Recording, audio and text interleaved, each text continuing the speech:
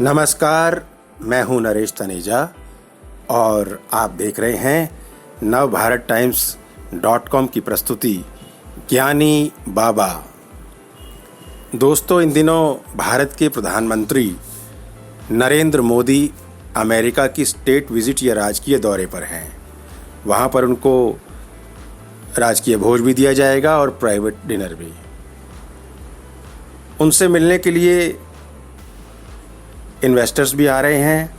Tesla के CEO Elon Musk जैसे अन्य भी इन्वेस्टर्स हैं जो भारत में इन्वेस्ट करना चाहते हैं और उस पर चर्चा करना चाहते हैं। अर्थशास्त्री भी आ रहे हैं तो एस्ट्रोफिजिसिस्ट भी आ रहे हैं। थिंक टैंक्स भी वहाँ उनसे मिलने के लिए आ रहे हैं। तमाम बड़े बड़े लोग उनसे मिलने के कार्यक्रम में शामिल हैं। भारतीय और अमेरिका समुदाय के लोग भी वहाँ पर होंगे। अंतर्राष्ट्रीय योग दिवस की गतिविधियों में तो वो शामिल हो ही रहे हैं। रक्षा सौदे भी अमेरिका के साथ होंगे और राष्ट्रपति जो बाइडेन के साथ द्विपक्षीय मामलों पर वार्ता भी होगी उच्च स्तरीय। यहाँ पर प्रधानमंत्री के दौरे के बारे में जानकारी देना मेरा विषय नहीं है। मेरा विषय ये है कि इस दौरे से अमेरिका के इस दौरे से अगर मोदी जी और भारत विश्व के तमाम देशों की ईर्ष्या का विषय बना हुआ है तो कुछ बात तो रही होगी। हमारे यहाँ का विपक्ष हर बात पर, हर उपलब्धि पर प्रधानमंत्री नरेंद्र मोदी की लानत मलानत करने से बाज नहीं आता। उनकी हर उपलब्धि को, देश की हर उपलब्धि को ज़ीरो करके आंक देता है। यहाँ तक कि भारत की उपलब्धि को भी मोदी जी से जोड़कर उसे भी ज़ीरो बना दिया जाता है, जो कि उचित नहीं है।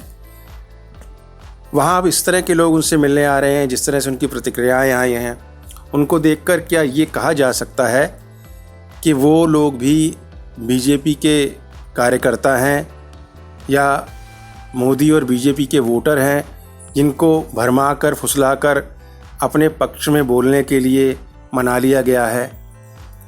क्या अमेरिका जैसे देश के लोग ऐसा कर सकते हैं, वो भी अंतर्राष्ट्रीय मीडिया के सामने, मंचों पर? आखिर कोई बात तो रही होगी ना, कुछ उपलब्धि तो वो देखते होंगे, कुछ तो भारत का विकास उन्हें दिखाई पड़ा होगा, तभी वो इसमें इंटरेस्ट ले रहे हैं। इस बात पर बड़ी गंभीरता से विचार किए जाने की आवश्यकता है।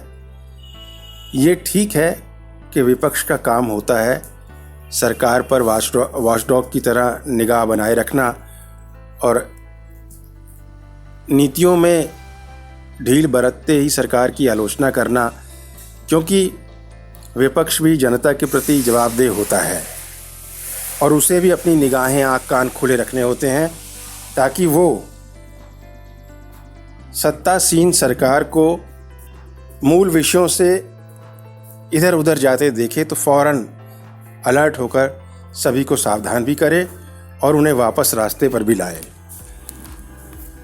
लेकिन अक्सर हमने नेताओं को कहते सुना है, और वाजपेयी जी तो विशेष तौर पर कहते थे कि मतभेद है, मनभेद नहीं है। लेकिन अगर मनभेद नहीं है तो इस तरह के दुराग्रह और ईर्ष्यावश टिप्पणियां करने का कोई तात्पर्य होता नहीं है। विपक्ष को नीतिगत आधार पर मतभेद को व्यक्त करने का अधिकार है, लेकिन उसे निजी बनाकर पेश करना उचित नहीं कहा जा सकता। प्रधानमंत्री नरेंद्र मोदी के वर्तमान अमेरिका दौरे को देखते हुए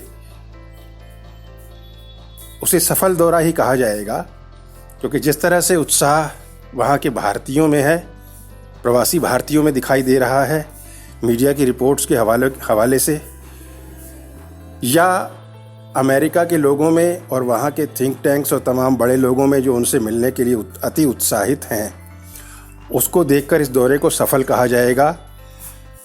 और ये मान लेने में कोई गुरेज नहीं होना चाहिए कि मोदी की विदेश नीति और भारत की साख, मोदी की विदेश नीति सफल रही है और भारत की साख बड़ी है।